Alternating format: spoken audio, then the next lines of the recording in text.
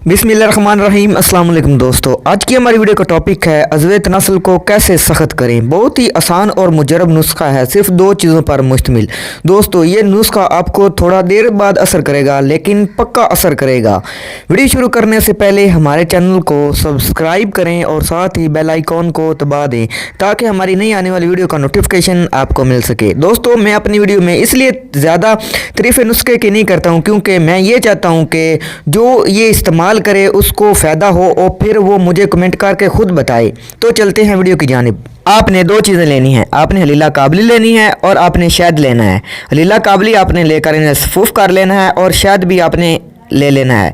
हलीला काबली आपने आधा चम्मच और शहद आपने आधा चम्मच, इन दोनों को आपने अच्छी तरह मिक्स कर लेना है और आपने इसे पानी के साथ खा लेना है। इंशाल्लाह ताला एक हफ़्ते के इस्तेमाल से आपको ख़ुद रिज़ल्ट का पता चल जाएगा और आपने ये एक माह इस्तेमाल करना है। इंशाल्लाह ताला अजवैत नस्ल में बहुत ही ज़्यादा सख्ती पैदा हो जाएगी। तो वीडियो आपको पसंद आए तो अपने से ज़रूर लाइक करना है और दुआओं में याद रखना है। अल्लाह हाफिज़।